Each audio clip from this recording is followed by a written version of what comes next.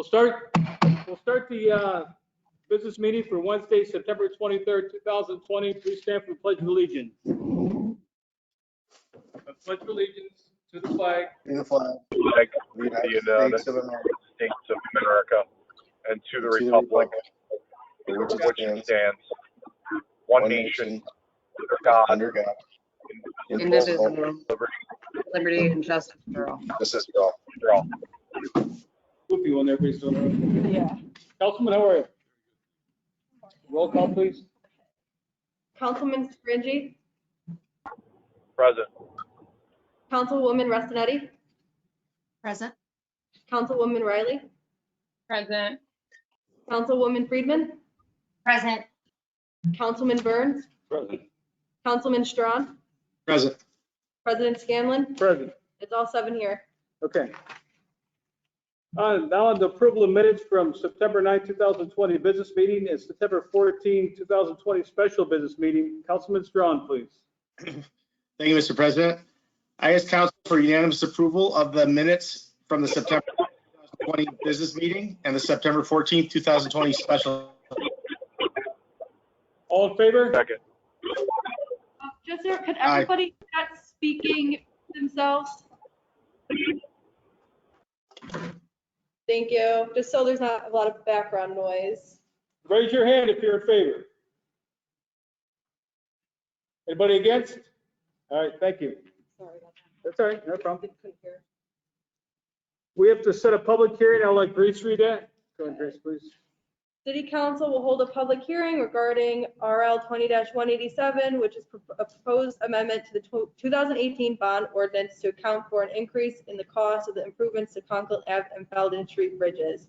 If you would like to comment on this, the number to call is 772-7101. Again, it's 772-7101. So we have the public comment section. Please be respectful. You have 5 minutes to speak. This is for the bond. We're doing the bond. Oh, the hearing. bond, I'm sorry, we're doing the, this is for the public hearing for the bond, okay.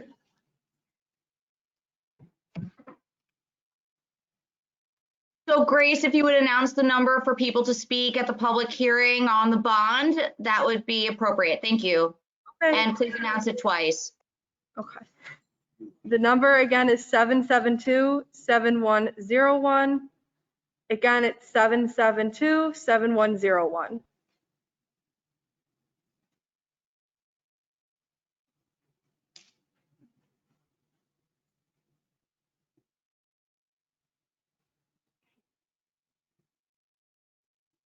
Grace, did we receive any electronic comments to the clerk's office on the hearing? Not on the public hearing. Okay, thank you.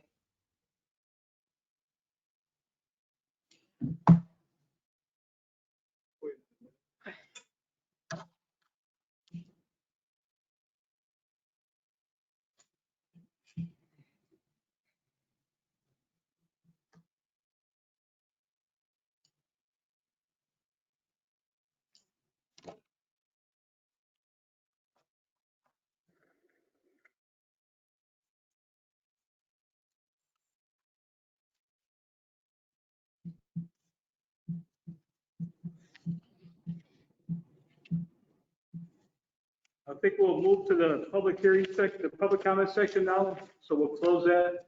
public We'll take a hearing. motion, President, let's take a motion to close the public hearing on the amendment to the bond.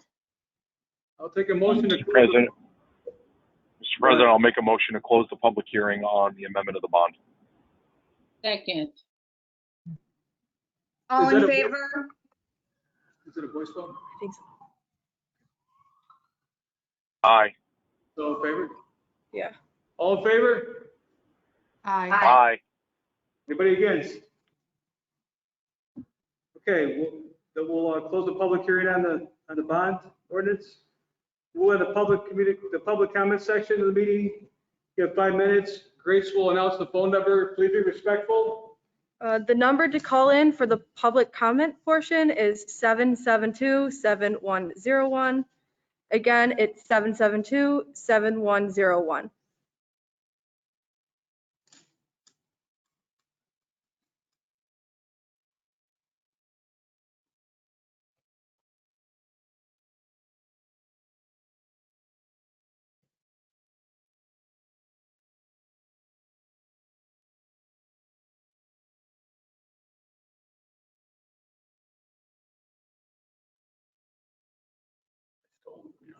That's fine. Oh, yeah, that's fine.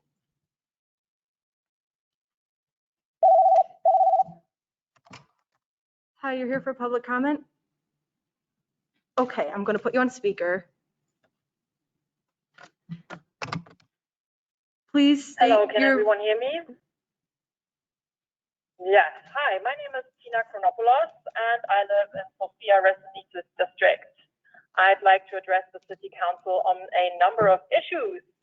At the special business meeting on the 14th of September and during previous meetings, several members of the City Council kept tying themselves into knots, trying to show that SROs fulfill a role that cannot be played by, say, mental health practitioners or social workers. I'm talking, of course, about the resolution that you passed last week at a special meeting to renew the contract between the city school district and the city police.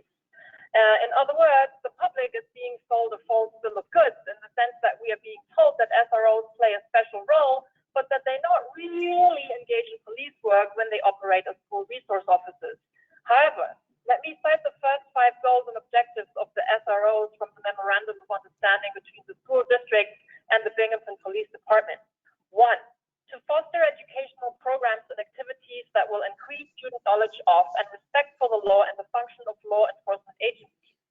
Why are you not privileging knowledge of and respect for the work of teachers, healthcare workers, postal workers, or those who run our public transportation? 2, report serious crimes that occur on campus and cooperate with the law enforcement officials in the investigation of crimes that occur at school. This is police work. 3, cooperate with law enforcement officials in the investigations of criminal offenses which occur off campus. This is police work. 4, provide law enforcement and police services to the school, school grounds, and areas adjacent to the school. Investigate allegations of criminal incidents per police department policies and procedures. Enforce state and local laws and ordinances. This is police work. 5, work to prevent juvenile delinquency through close contact and positive relationships with students. The SRO shall conduct security inspections as permitted by law to deter criminal or delinquent activities. This second sentence refers to police work. Please give us all a break and stop pretending that SROs are not always doing police work in the background, even if they are, according to some of you, beloved by the students.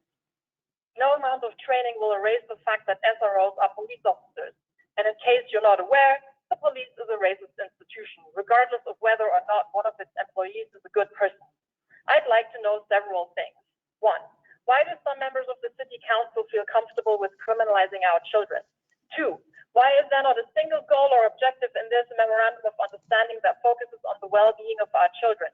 3, why do members of the City Council continue to ignore research which demonstrates that the presence of SROs in schools almost always leads to increased criminalization of children and does not prevent school shootings?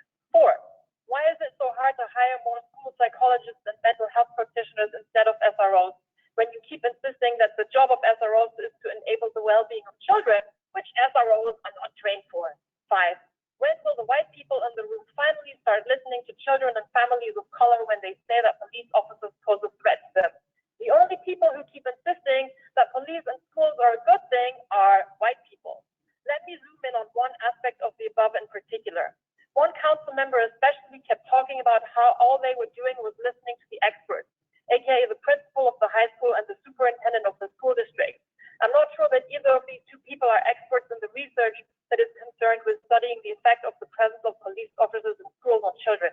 If they were experts, then they would have surely told you that white students are more often sent to the principal's office for objective infractions and that black students are more often sent to the principal's office for subjective infractions. If you were really interested in the opinions of the experts, you would have contacted academic researchers, or you would have perhaps done the work yourself. Again, give me a break. 2 more things.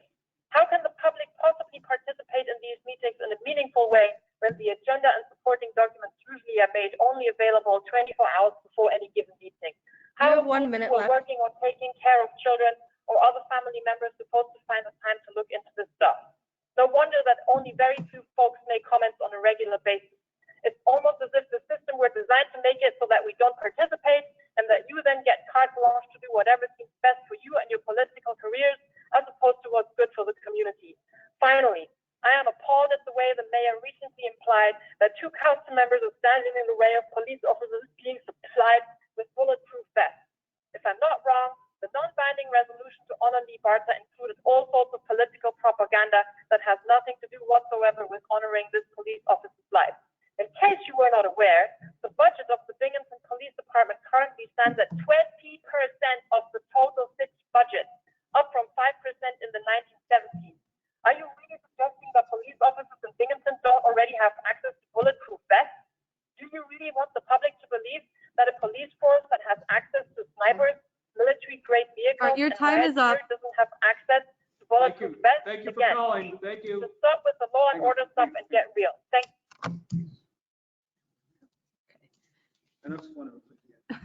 Anyone else wishing to speak during the public comment section, please call 772-7101.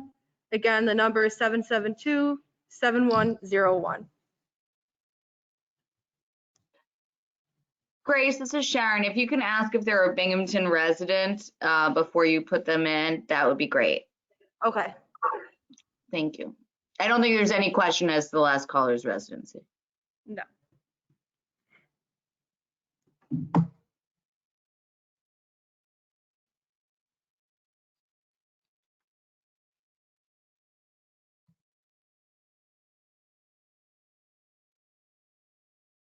President Scanlon, I believe Councilwoman Friedman is requesting to be recognized. Yes, Councilwoman Freeman, go ahead. Thank you. I was wondering if we could read, if there's no more callers, if we could read a letter that we received at the last business meeting or prior to the last business meeting from a constituent that wanted their comment to be read into the record, and for some reason it was overlooked. That's in the Yeah, letter to be read. I have a letter. Yes. Grace, why don't you go ahead? Okay, I will start reading it. Okay, this letter is from Martin Dory. His address is 50 East Clapman Street. His letter states, this letter is intended to be both read aloud at the general meeting session of the Binghamton City Council and entered into the record. I have 2 broad concerns that I would like to address. They are related. First, on a recent visit to Columbus Park, I looked over the recent mosaic artwork on the wall. It's very nice work, although I do have concerns about one particular aspect of the mosaic. I have enclosed a picture for your reference. This is a picture of the artist's signature, as it were. The mosaic was done as a city youth summer employment project under the direction of Emily Jablon, who took the liberty of naming her charges with the term Mosaic Mafia. This term in the 21st century is offensive on its face. It is more so offensive in a park that is dedicated to Christopher Columbus in honor of the many Italian-American immigrants who once lived in the surrounding area and throughout the city. That is point 1. Point 2 is that this must be corrected by the city at its own expense as it allowed and improved the design. Related is the fact that many find the name Columbus to be offensive given the historical record that he participated in the Spanish slave trade in the Caribbean and mistreated and abused Native Americans in the islands. Some go so far as to accuse him, not without some merit, of participating in the genocide of indigenous peoples. For this reason, it has been discussed widely in this community that the name of the park should be changed. While some have suggested Sada Shakira Park as a name, I personally do not believe that this name would be appropriate, as she has no direct connection to Binghamton. The same could be argued for Christopher Columbus. To put an idea up for consideration, I believe the park's name should be changed. I see at least 2 options that are worthy of debate. The first is in keeping with the original intent to honor the city and neighborhood's Italian heritage, would be to name the park Italia, the Latin name for Italy. It would honor the original intent without honoring Columbus, whom by the way did not discover America, but only the island of Hispaniola and others to the south of the main North American continent and the United States. The other suggestion, in keeping with the intent of honoring the demographics of a large majority of the people currently living in the park's neighborhood, with a name relating to African American heritage, here 2 names come to mind. The first is Leah Webb Park, after the city's first African American council member. The second is Gentleman Joe Taylor Park, after a resident of the neighborhood who is both a noted professional boxer and later a businessman in the neighborhood. both names or others related to the city more directly might be appropriate. My second concern involves the city's responsiveness to its citizens. On August 1st and repeated on August 11th, I sent an email to Clerk Leighton Rogers and indirectly to the entire city administration and council, expressing some of my concerns about the maturity and appropriateness of actions of Emily Jablon, who has drawn some community related to her work in the park and her connection with Columbus name controversy. In retaliation, Emily Jablon has not been appropriate nor professional, and in fact, threatened one of her critics with calling the child abuse hotline on them, when in fact she noted there was no cause for concern. Additionally, Emily's public postings on Facebook also show her driving her employees around, including to a park which I believe is in Pennsylvania. While her intent might be harmless, the fact that a private citizen under contract with the city is doing either of these things is alarming. The city is not indemnified for such activities, and there is no proof of permission from parents and releases the city from liability or even allows their children to participate in such non-work related activities. This letter addressed to two other entities was ignored. The most I got was an out of office acknowledgement. One of the other agencies responded after a prompt that they had no jurisdiction. It is unacceptable for the city or its employees to ignore citizens' inquiries, especially concerning potentially serious issues. It should not be tolerated, and action should be taken to address not only my personal matter, but others as well.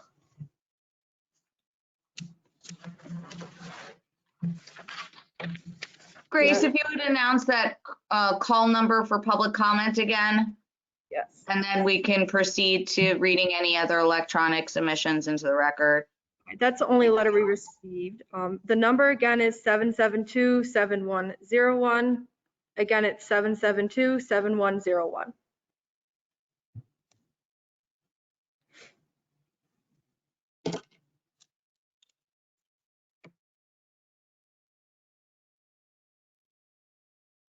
Councilwoman Friedman, this is Sharon. Was that the letter that you were referring to? Yes, it was. Thank you.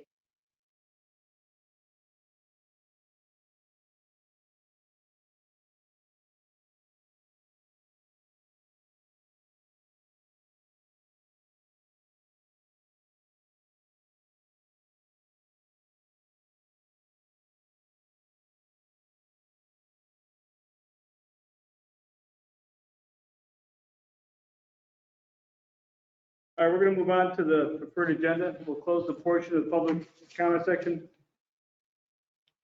Would anybody like anything removed from the preferred agenda? See no one? I have a question. Yes. If everything stays on the preferred agenda, we can make comments about specific pieces of legislation. Is that correct? Yes, you still can, yes. Okay. Okay, great. Yeah. Thank you. This is Sharon, just because the preferred agenda was not created, but adopted by the previous council. The purpose of the preferred agenda is actually to have more discussion on each individual item instead of taking the time to read letter by letter the entire piece of legislation, which is what council used to do. So council members should absolutely take the opportunity to discuss each item that is read aloud by the clerk, because that is the purpose of the preferred agenda, which is to enable more constructive time for discourse as opposed to waste of time by reading in things letter by letter in the resolution. So if you want to comment on anything in this preferred agenda, go ahead. I'll have Grace read these and we can stop at any point. Whatever comments you want to make, you're certainly allowed to make it, okay? Okay, great. Thank you. Yep. Ready? Yeah, sure. Okay. Sure. The first one is introductory ordinance 20-84, considered in finance. An ordinance to amend the 2020 finance budget to amend assistant purchasing agent to purchasing agent. Comments? Okay, Grace, move on. Okay. Second one is introductory ordinance 20-85, considered in finance. An ordinance to refund bond ordinance of the city of Binghamton, New York, adopted September 23rd, 2020, authorizing the refunding of all or a portion of certain outstanding bonds of said city, stating the plan of refunding appropriating an amount not to exceed 8.2 million for such purpose, authorizing the issuance of not to exceed 8.2 million, refunding bonds to finance said appropriations and making certain other determinations relative thereto. Comments? Go ahead, Grace. Introductory ordinance 20-86, considered in finance. An ordinance to amend bond ordinance of the city of Binghamton, New York, adopted September 23rd, 2020, amending the bond ordinance adopted February 21st, 2018, on account of an increase in the cost of improvements to Conklin and Belden bridges. Comments on This is this? this is Sharon. I apologize, Aviva. I just wanted to make clear that one of the reasons why this does not get subject to seeker again is because it is the same scope of work. But just so council is clear, this is the type 2 action. So because it's the same scope of work, just an increased cost, there is no difference in environmental impact. Therefore, this council's previous seeker determination stays. Thank you, Counselor. Go ahead, Grace. Oh, Mr. President, may I make a quick comment on this? Sure. Thank you. I wanted to say that this is a discussion that has come up before when we were talking about taking out new bonds or increasing bonds. And I do just want to say that it was not lost on me that this is a tenuous time financially, but I do believe that this, infrastructure projects are important for the functioning of our city. So, in voting for this, I don't want to make it seem like, oh, we're just spending money, but this was carefully considered. And, even though we have an interesting financial situation due to COVID, I do think it's important to follow through on infrastructure projects. That's just what I wanted to say. Thanks. Thank you, Councilwoman. Anybody else like to comment? Okay, Grace, go ahead. Introductory ordinance 20-87, considered in finance, an ordinance to amend the 2020 budget to increase revenue line insurance recovery and expense line professional services to pay for the demolition of 12 Gaylord. Comments on this?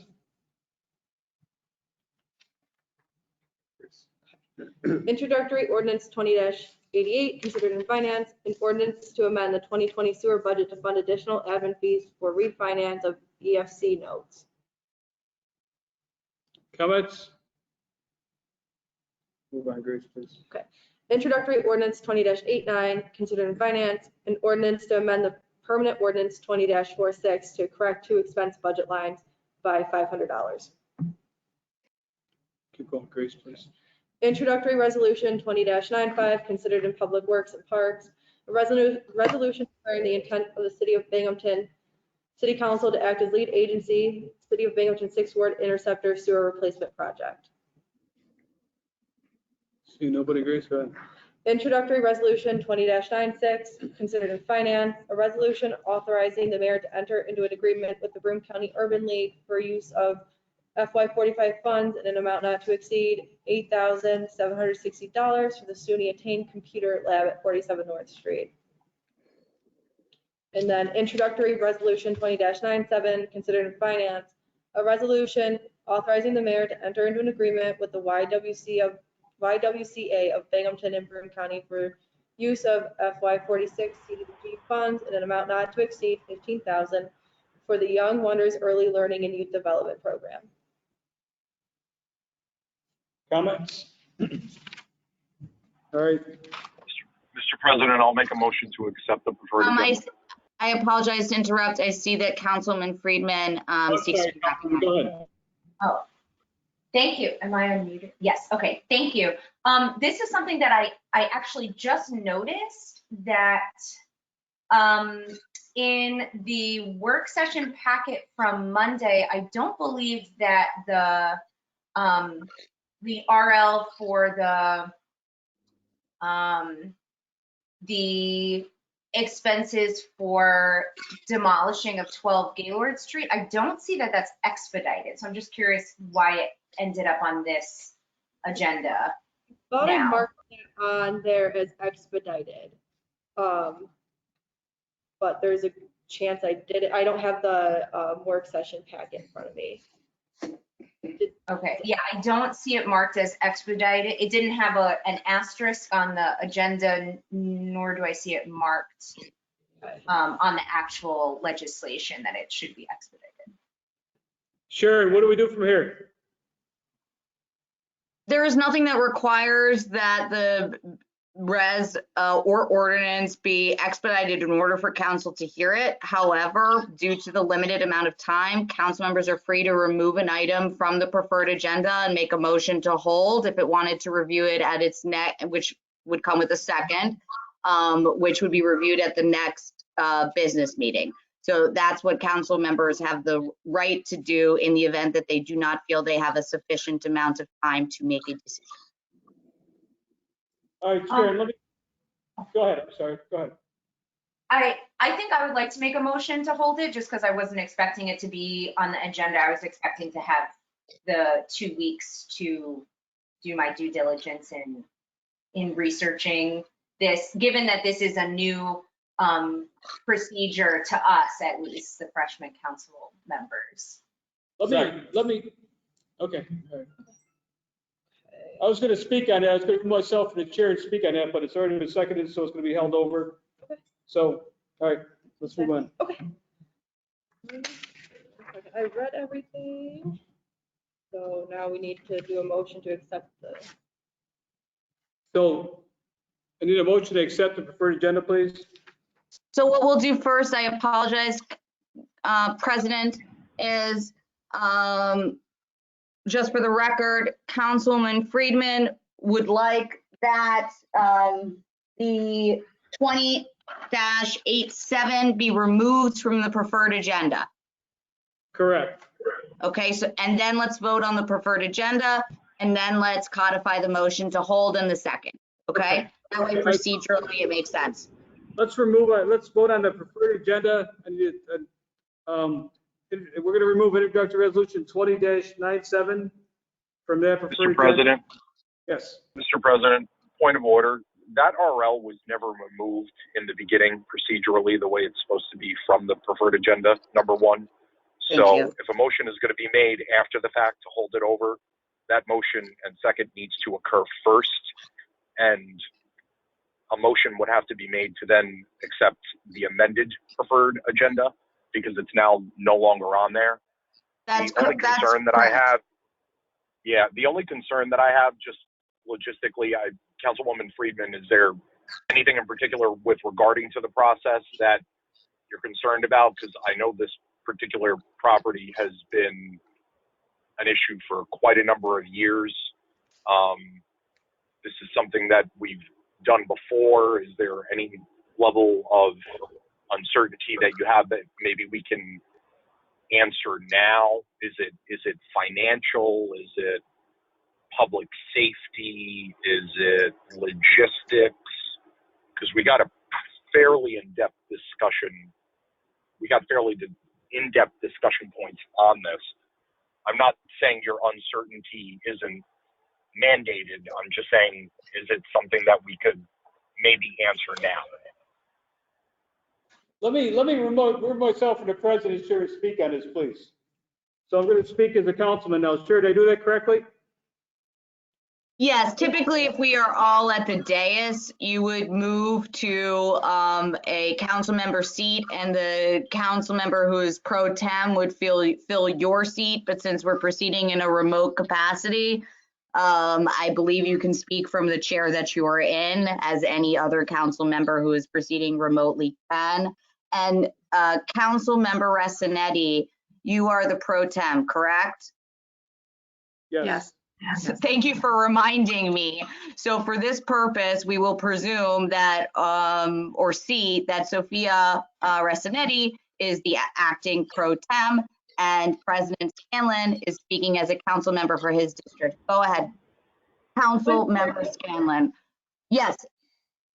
We still have a motion that was approved and seconded to hold the legislation over. So is that voided?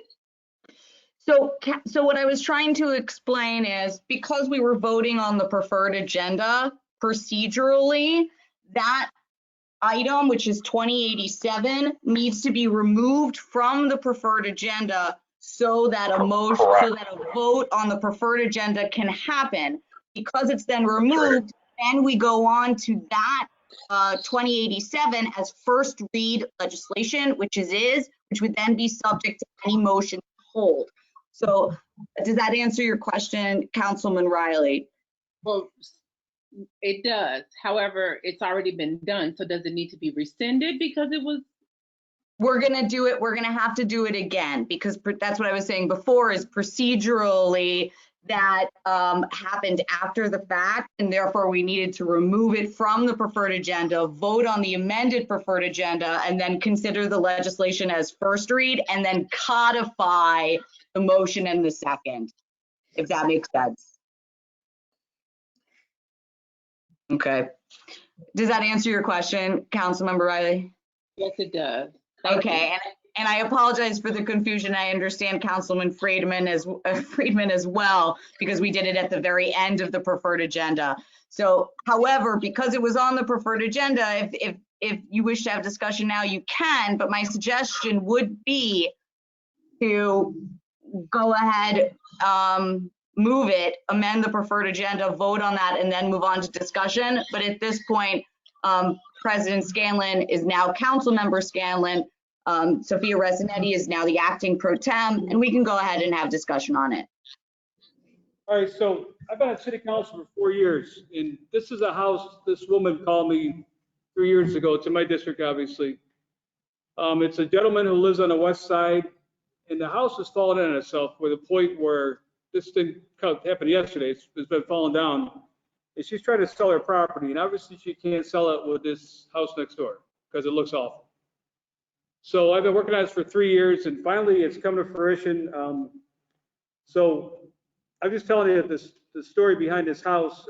I'm not sure why it would be held over. I don't understand why it would be held over, but that's certainly a council person's prerogative to hold it over. But I'm not sure because it was not on the preferred agenda, I'm not sure if that's a reason to hold it over. And that's all I got to say about the place. That's all. Thank you.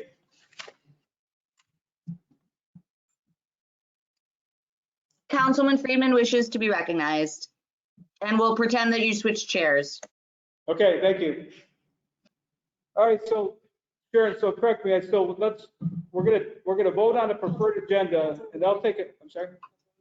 Councilwoman Friedman is still waiting to be recognized. Sorry. Councilwoman Friedman.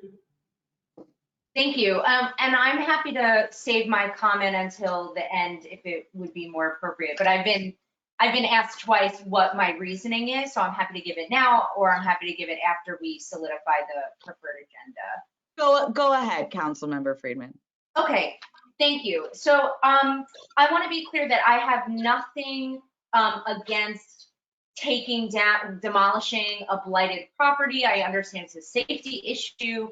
And I understand that, President Scanlon, you've been working on this for a long time, and I appreciate your diligence in following through with this. My qualm is that so for the freshman council members, this is the first time I believe that we've had legislation like this asking for city funding for demolishing a property, if I'm correct.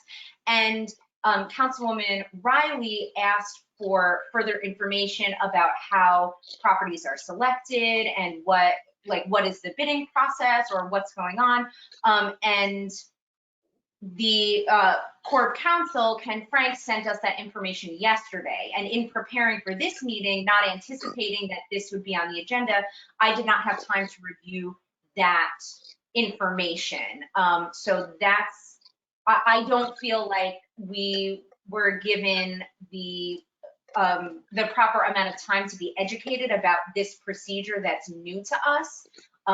Again, not expecting that this would be on the preferred agenda, or rather not expecting that this would be expedited for today. So that's the reason why I'm just requesting that extra time to get educated on this information that was provided to us yesterday. That's the reason for the holdover.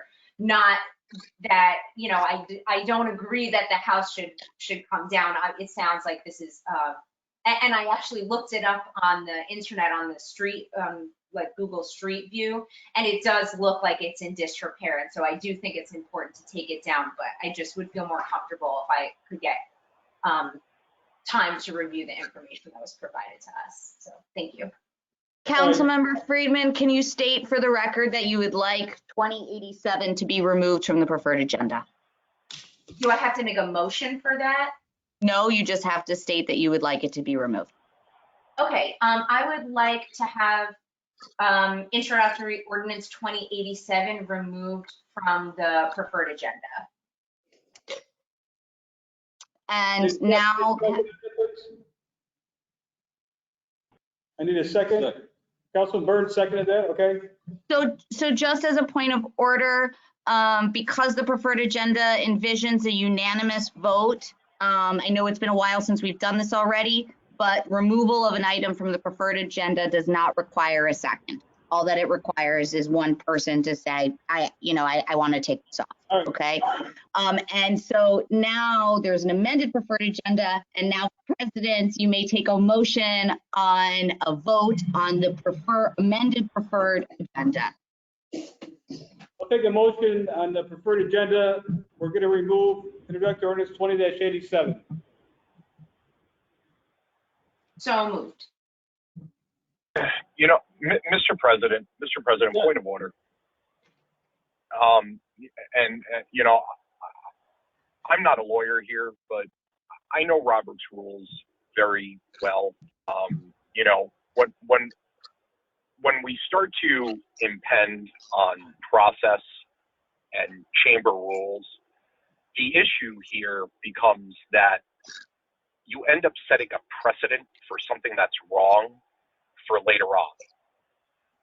The process of the preferred agenda is that if a council member wishes to remove a piece of legislation from the preferred agenda, it is supposed to occur before the preferred agenda began to be discussed.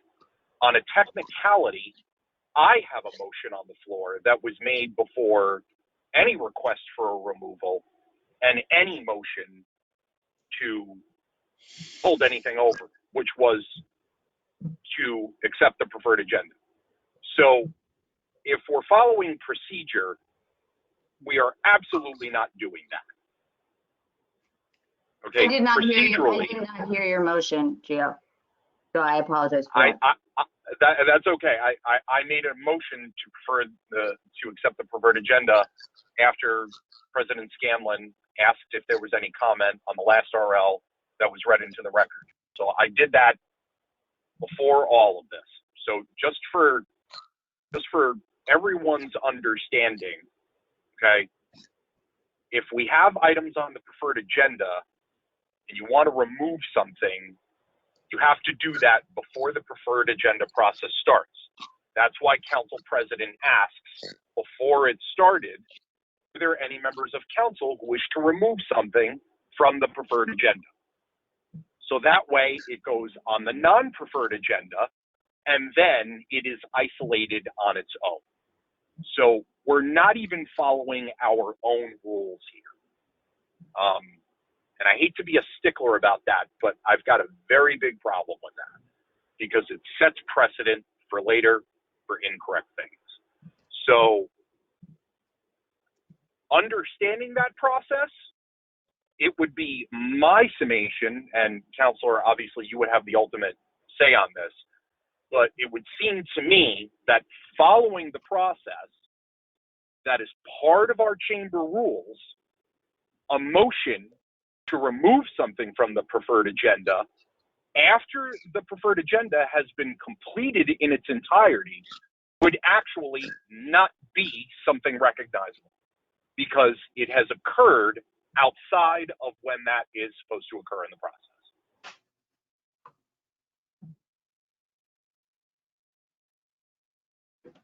Thank you for that, Councilman Scaringi, and I would agree with you.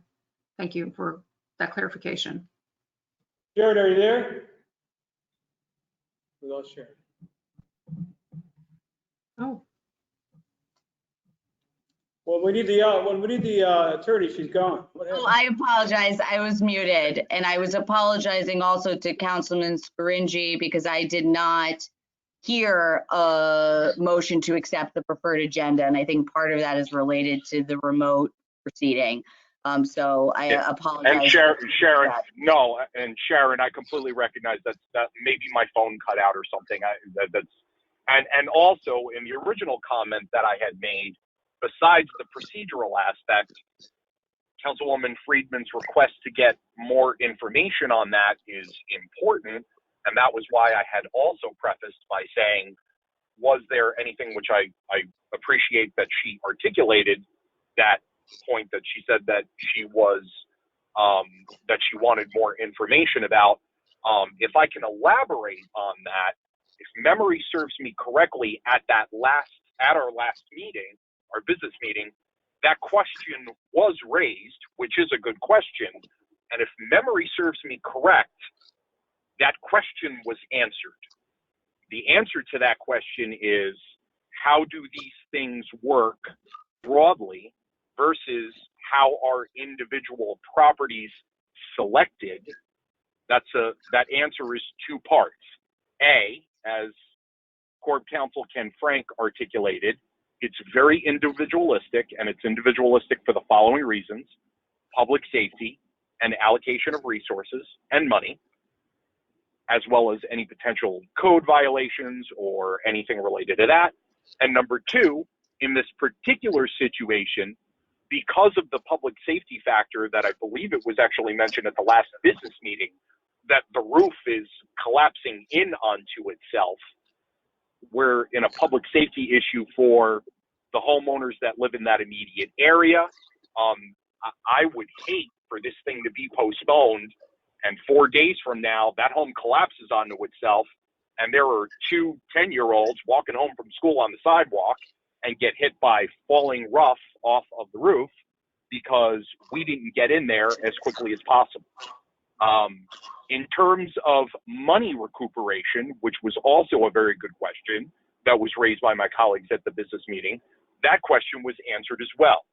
Due to the level of public safety impact factors being so negative with this particular property, that public safety overrides the concern for a logistical process of code and getting out bids, even though Corp Counsel already mentioned that that was done. And the city moves forward, pays for the demolition, and then sues the homeowner and their home insurance to get the money back. I can speak very articulately to a property that was tied up in the state Supreme Court for 4.5 years before we were able to get our hands on it, and was the result of an arson fire. So, you know, when it comes to public safety issues like this, not to mention the fact, if anybody gets into the property, if a fire is started, that's going to cost fire resources, code resources, police resources, first responders potentially. The domino effect here is elusive, to say the least. So I think we're in a position here because Corp Counsel, Fire Marshal, and everyone legally and public safety wise involved has deemed that the level of this property is that harsh that it needs to come down. We're working on behalf of our constituents, as well as Councilman Scanlon, who's been working on this for over 3 years, to get this done and get this out of the way. I think those questions are all very good questions, but it would seem to me that during the business meeting, both broadly and specifically as it relates to this particular property in this RL, those were answered, and I just wanted to reiterate those answers. Sharon, please make a ruling on this, Sharon, so we can move on. Let's decide one way or another. It's either on the preferred agenda or up. And Gio did make a motion to accept the preferred agenda. We all heard him. So Sharon, please make a decision on this so we can move on. This is Sharon. I did see that Councilman Riley wished to be recognized. However, Sharon, can I ask you to make a decision on this so we can move on? so So I agree that if Gio made a motion to accept the preferred agenda, that procedurally that should have gone forward. I did not hear it. However, the purpose of the preferred agenda is to enable constructive discourse. And it appears that Councilwoman Friedman and Councilman Riley, namely Councilman Friedman, was unfamiliar with the process of the preferred agenda, as indicated by her comment at the very beginning of the opening of the preferred agenda, which was, can we even comment or question this, right? So because it appears that the process of the preferred agenda was not adequately explained to voting members of council, while I agree with Councilman Scaringi procedurally, as a policy purpose, I do think that Councilwoman Friedman's wish to take this from the preferred agenda should be given consideration and recognized and assented to by this council. I cannot force them to do that. So procedurally, Councilman Scaringi would have to withdraw his motion to accept the preferred agenda from its original, and then we could move it again, and then we could vote on it. So that's up to Councilman Scaringi. I do think from the perspective of Corp Council that Councilwoman Friedman made her point with regards to a lack of understanding with regards to the preferred agenda and wanting to remove it clear. So ultimately, it's up to Councilman Scaringi whether or not he wishes to withdraw his motion. Gio, quickly here, do you want to remove your motion, Gio, or no? I'm not going to lie, Mr. President. I'm inclined not to, but I also want to be very fair, which is why I wanted to give Councilwoman Friedman an opportunity to follow up, which is why I asked that question first. Councilwoman Friedman, with the concerns that you had, did that answer any of those concerns or questions? May I respond? Sure. Of course, please. Okay, thanks. Okay, So go ahead. Speak up, please. I'm sorry, I missed what you said, President Scanlon. No, Councilwoman Freeman, please go ahead. Okay, thank you. So I do just want to respond first to what Sharon said, that I am familiar with the procedure for the preferred agenda. I just wanted to double check because I forgot, given the preferred agenda, if we were able to make comments on specific pieces of legislation. And I would say, Councilman Scaringi, I very much appreciate the information that you relayed, and this is very helpful for my understanding of generally how this procedure works. I would say that an argument is to be made, especially for someone who is very concerned with procedure, as you have every right to be, and I actually very much appreciate that. I feel like the procedure of this making it onto the agenda for this meeting is incorrect. And I will say that I apologize that I noticed that after the motion had already been made. So I understand that I brought up this concern out of order. So I understand if procedurally it doesn't work this way, but I did just want to,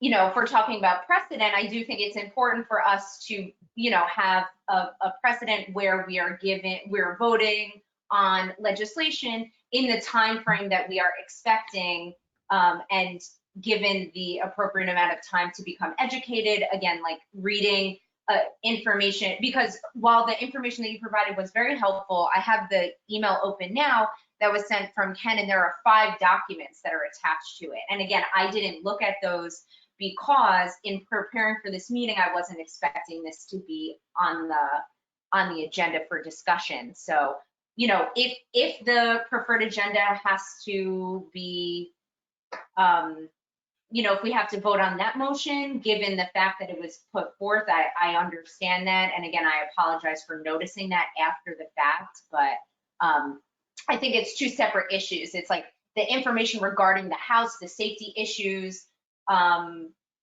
that's one thing. And then also the separate issue is us being presented with legislation that we weren't expecting to, and not having adequate time to read the supporting documentation. So those are my two. Councilman Scargi, I'm sorry, I didn't mean to interrupt you. No, I was finished. We done? Okay, thank you. Councilman Scargi, as the President of the City Council, I would ask you to please remove your motion to accept the preferred agenda so we can move on. I'll follow that request. I'll remove the motion. Okay. All right, so, Sharon, let's start again. So I'll take a motion to accept the preferred agenda. We're going to remove introductory ordinance 20-87. Mr. President, point of order, that doesn't need a motion. So if we're following that now, Councilwoman Friedman requested the removal, so now it's been removed. Right. Okay. She made a motion to hold it over, and I believe Councilwoman Riley seconded it. So Councilman Burns, but go ahead, yeah. Okay. Oh, Councilman Burns, I apologize. So that's off the rail. So now picking up, I'll make a motion to accept the preferred agenda as amended. I need a second on that, please. I'll second that. All in favor? That's a roll call. That needs a roll call. Okay, roll call. All right, go ahead, please. Councilman Scaringi, Aye. Councilwoman Ressinetti, Aye. Councilwoman Riley, Aye. Councilwoman Friedman, Aye. Councilman Burns, Aye. Councilman Strawn, Aye. President Scanlon. Aye. That's 7 ayes. We're going to communication from council members. I forgot where I left off last time. I thought it was with Councilman Strawn, but I'm not sure on that. Does anybody remember where we were? Just this is Sharon, just for the purposes of the record, 2087 would now be first read legislation or non-preferred agenda, and the motion to hold has been by Councilman Friedman, has been seconded by Council Member Burns. Okay, thank you, Sharon. Does anybody know where we left off last time? But as a matter of fact, it was Councilman Ressinetti who went first, my recollection. So we'll go to Councilwoman Riley, please. Good evening, everyone. Not much to bring up. Again, recognizing our teachers, staff, and administrators from the Binghamton City School District as our students navigate through the Google Classroom, Zoom, and intermittent internet fun, I will say. So kudos to everyone for staying patient and doing what needs to be done for our children. I would like to highlight that we're approaching the end of our census period. There are about 7 days. So I sent a message out recognizing our students who have moved back in town, particularly in the 3rd district and in many of your districts as well, that if they were not counted in the census while they were home, to go ahead and ensure that they are represented here in the city of Binghamton so that we are appropriately documenting our residents. And that concludes my message. Thank you, guys. Thank you, Councilwoman. On to Councilwoman Friedman, please. All right, thank you, Mr. President. First of all, thank you to all of my colleagues with your patience as we are learning more and more every day about how this process works, about how we can best serve our constituents. And I wanted to add on actually to what Councilwoman Riley just said, with something that has recently been brought to my attention regarding the census that has been causing a little bit of confusion, that even if households have already responded to the census, online or by phone, if they've self-reported, they are still likely to have a census worker come to their house just to verify that information. So I've been hearing reports that people are confused, that they think to themselves, oh, wait a minute, I thought I took care of this. This is just to ensure the completeness. It's kind of like quality control. So census workers can come to each household up to 6 times. So again, we're trying to get the complete count. So thank you, constituents, for your patience with the census workers. The higher the response rate that we have, the more of a complete count that we have for our city, means more federal dollars for infrastructure projects, roads, schools, hospitals, and also more political representation that we have. So it's, if we all come together behind this this effort, then it will really be rewarding for us for the next 10 years. And I think that is all I have to say. Thank you very much. Thank you, Councilwoman. Now to Councilman Strawn, please. Thank you, Mr. President. I just want to briefly say I had the privilege of being at the press conference the other day for the basically the formal payoff of the number of projects, and so I'm excited to see that project move forward. I think it's going to be a bright spot for that area on the south side and for the city as a whole. So just wanted to mention that. Thank you. Councilmember Strawn, I'm sorry, this is Sharon. You did cut out when speaking about the project, so much so that I couldn't understand what project you were talking about. So if you'd like to restate your comment, please go ahead.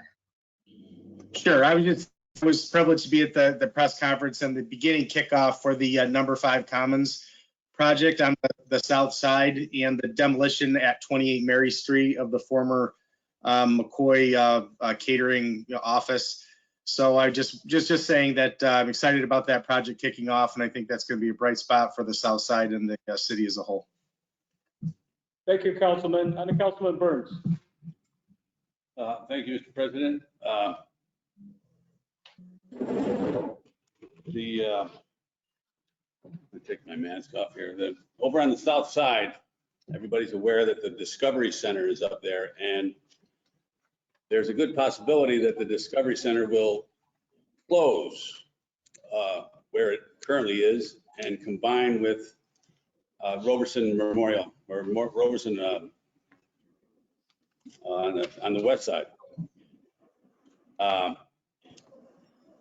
Now, there are 2 things about that. There's a board of directors on the Discovery Center, and then there is a fundraising committee. These two committees are in disagreement about closing this, the Discovery Center. I do not want to see it closed. If they combine with Roberson, then they will move it over to the west side. And the other part of it is that the Story Garden, the playground, which is a community gem, it is a treasure. My grandkids call it the beautiful park. Because I used to say, oh, isn't it a beautiful park? This is such a beautiful park. And so where are we going to go today? They said, let's go to the beautiful park. So they absolutely love it. And I don't know anybody's children or grandchildren that don't love this park. So I know that Phil from the zoo was talking about if they did move out, that he would take the building and take over the Story Garden playground. But if anybody wants to get involved with this, you can email me at jburns@thecityofbinghamton.com, and I'll give you all the information that I have. It's quite complicated, actually, but the South Side does not want to lose the Discovery Center. The community doesn't want to lose the Discovery Center, and we do not want to lose the Story Garden playground. So that's it for me. Thanks. Thank you, Councilman. Now to Councilman Scaringi. Thank you, Mr. President. Just wanted to thank the DPW and all of our contract agencies, the mayor's office for the continued investments in the first district with Gaines Street up for milling and paving. Again, want to thank Bernice St. Clair, our superintendent of roads, for all the work that she's been doing. And I believe that's it. Thank you, Mr. President. Thank you, Councilman. Councilwoman Restinetti, please. Thank you, Mr. President. Just very briefly, I wanted to say a big thank you, big heartfelt thank you to all the community members that showed up for the one of the neighborhood cleanups that we like to do here in the district. It was a great turnout, and we made a huge impact. Every time we do something like that, I'm humbled at, really how much we can get done, and when we all come together. And that's it, really. Thank you all. Have a good night. Thank you, council people, for speaking. Thank the people who sent in the letters and the one phone call we had. I'll take a motion to adjourn the meeting. So moved. We're adjourned. Have a good night, everyone. Good night.